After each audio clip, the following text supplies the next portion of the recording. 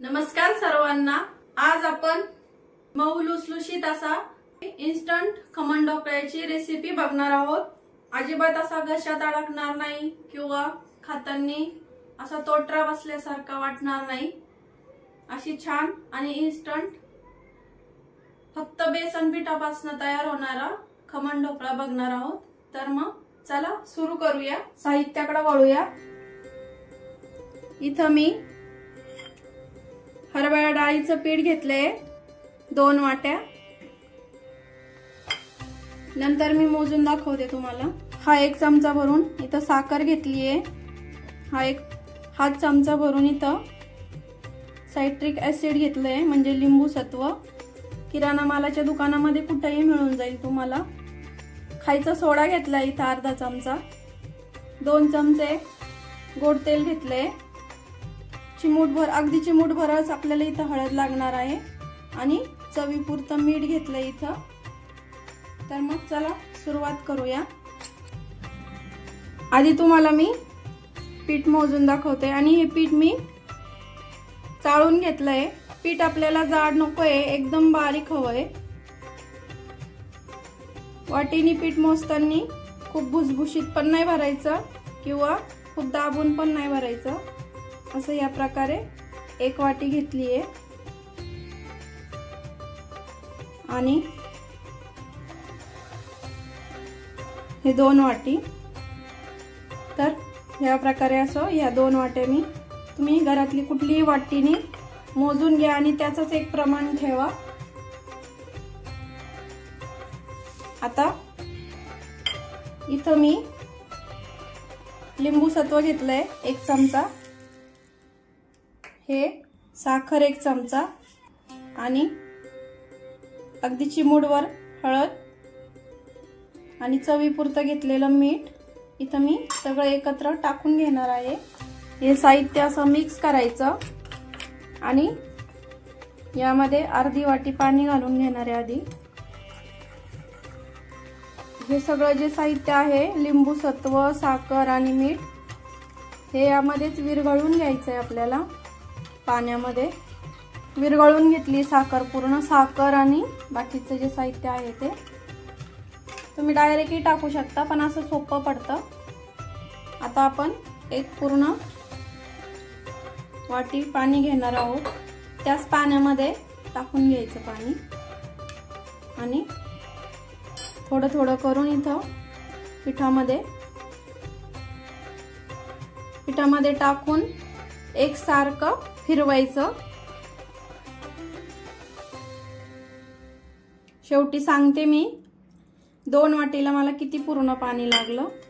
आणि हळद तुम्ही 1 चिमूटभरच टाकायची आहे, नाहीतर ढोकळा लालसर वगैरे असं होऊ शकतो। मी आणखीन 1 वाटी पाणी घेतलंय। यातलं किती लागतं आधी थोडं टाकलं होतं, आता पुन्हा टाकते थोडंसं। एकूण मला जवळपास 1.5 वाटी पाणी लागले। तुमचं पीठ कसं तुम्ही दळून आणलेलं आहे किंवा कसं आहे त्यानुसार पाणी लागू शकतं। शक्यतो हळद चिमूटभरच टाका, पुन्हा सांगते, कारण सोड्याचं आणि लिंबूचं एकत्र हे झालं की रिॲक्शन त्याची लालसर होते। त्यामुळं तुम्ही चिमूटभरच हळद टाका।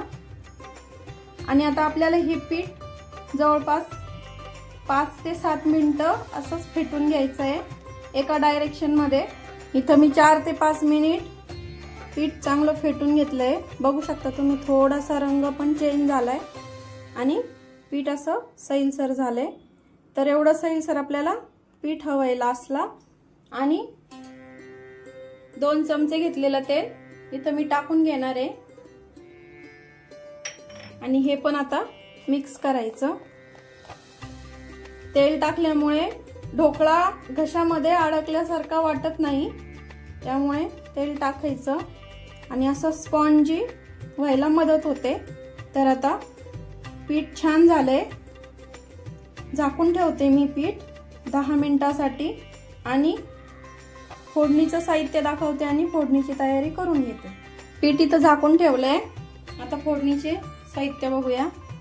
मोहरी, जिरं, कढीपत्त्याची पानं, 4 ते 5 हिरव्या मिरच्या, तुम्ही इथं कमी अधिक करू शकता हिरवी मिरची, आणि थोडीशी कोथिंबीर. आणि आपण ज्या भांड्यामध्ये ढोकळा स्टीम करायला टाकणार आहोत, मी इथं कुकरचा डबा घेतलाय. तुमच्याकडं केकचं स्टीमर असलं तरी ते तुम्ही घेऊ शकता. आता आपल्याला इथं या भांड्याला इथं तेल लावून घ्यायचंय, छान ग्रीस करायचं, त्यामुळे ढोकळा अजिबात चिपकत नाही. आणि स्टीम करायला इथं मी पातेलं ठेवलंय आणि त्यामध्ये असं स्टँड ठेवून घेणार आहे. यामध्ये माझं बरोबर कुकरचा डबा बसतो. आणि पीठ भिजतंय तोपर्यंत मी पाणी गरम करायला ठेवणार आहे. जेव्हा आपण ढोकळा स्टीम करायला ठेवतो तो अजिबात थंड पाण्यामध्ये ठेवायचा नाहीये. पाणी गरम उकळलेलंच पाहिजे स्टीम करताना, नाहीतर ढोकळा तुमचा बिघडू शकतो आणि असं पाहिजे तेवढं तो फुगणार नाही. त्यामुळे तुम्ही आधी गरम पाणी करायला ठेवायचं पातेल्यामध्ये आणि मगच त्यावर ढोकळ्याचं जे आपण साहित्य मिश्रण तयार करून घेतलेलं जे भांडं आहे ते ठेवायचं. आणि ही प्रोसेस आधीच करून घ्यायची जेव्हा आपलं पीठ भिजत असतं तेव्हा. अगदी वेळेवर करायचं नाही, कारण तेव्हा गडबड होऊ शकते. त्यामुळे ही प्रोसेस आधीच करून घ्यायची. आता इथं भांड्याला छान तेल लावून झालंय. आता पाणी पण गरम करायला ठेवते मी. इथं मी 1.5 ग्लास पाणी ठेवून घेणार आहे. आपलं ढोकळ्याचं भांडं बुडणार नाही इतपतच पाणी ठेवायचं. आता मी गरम करायला ठेवते पाणी. इथं फोडणीची पण तयारी करून घेतली आहे मी. आधी विसरले, फोडणीत साखर पण लागते आपल्याला नंतर, फोडणीचं पाणी जेव्हा करतो तेव्हा. आणि पीठ पण आपलं आता छान भिजले. सोडा टाकून घेते, अर्धा चमचा घेतलेला. आणि सोडा ऍक्टिव्ह होण्यासाठी फक्त आपल्याला इथं 1 चमचाभर पाणी टाकून घ्यायचंय आणि एका डायरेक्शनला हे आपल्याला पूर्ण फेटून घ्यायचंय. ही प्रोसेस झटपट करायची आहे. सोडा जोपर्यंत ऍक्टिव्ह असतो तोपर्यंतच आपल्याला ही प्रोसेस पटपट करायची आहे. बघू शकता पीठ असं हलकं झालंय. पिठामध्ये सोडा आपल्याला पाणी उकळी आल्यानंतरच इकडं सोडा टाकायचा. आणि हे बॅटर आता मी यामध्ये टाकून घेते. ही प्रोसेस एकदम झटपट करायची आहे आपल्याला. याच्यात टाकून झालं, डब्बा असं थोडासा टॅप करायचा, तुमचं जे भांडं असेल ते. आता मी पातेल्यामध्ये हे ठेवून घेते आणि यावर आता पॅक झाकण लावायचं आहे. आता मी झाकण ठेवते यावर. आपल्याला किमान 25 मिनिटं आपल्याला ढोकळा मीडियम टू लो हीटवर पूर्ण असा वाफून घ्यायचा आहे. आणि आधीमध्ये अजिबात ढोकळा ओपन करून बघायचा नाही, नाहीतर तुमचा ढोकळा बिघडू शकतो. कारण बाहेरची थंड वाफ आतमध्ये जाते आणि तिथंच प्रोसेस थांबते. त्यामुळं गॅस कमी करते मी. मीडियम आणि लो मध्ये आपल्याला 25 मिनिटावर हे शिजून घ्यायचं आहे. अगदी खूप मोठा ठेवायचा नाही गॅस, कारण ते शिजणार नाही आणि पाणी तुम्हाला कमी पडेल. तोपर्यंत मी फोडणीची तयारी करून घेते. पातेलं गरम करायला ठेवलंय. तुमच्याकडे फोडणी पात्र असेल तर तुम्ही फोडणी पात्रातही करू शकता फोडणी तयार. इथं मी 1 पळी तेल टाकून घेते. तेल गरम झालं की अर्धा चमचा मोहरी, छान तडतडू द्यायची मोहरी. अर्धा चमचा जिरं छान फुललं की हिरवी मिरचीचे तुकडे, कढीपत्त्याची पानं आणि अर्धी वाटी पाणी टाकून घेणार आहे मी.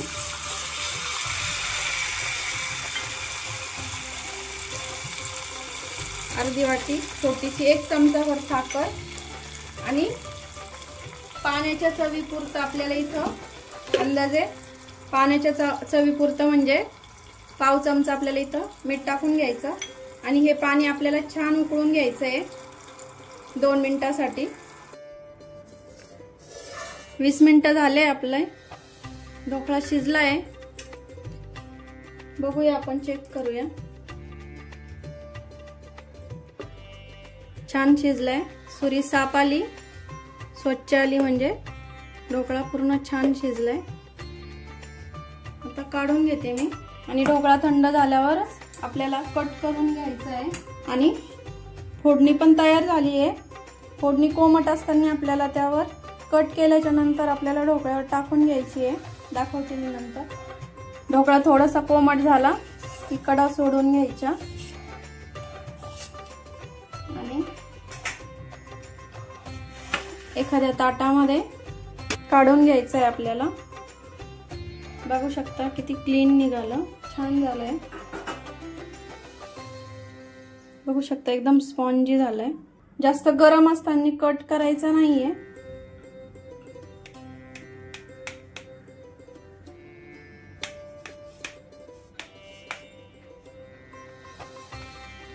मी इथं कट करून घेतलाय, तुम्हाला मी दाखवते किती स्पॉन्जी झालाय तो। बघा किती छान जाळी आली आहे आणि प्रेस केला की पुन्हा जागेवर येतोय। आता आपण जे फोडणीचं पाणी केलंय ते यावर टाकून घ्यायचंय।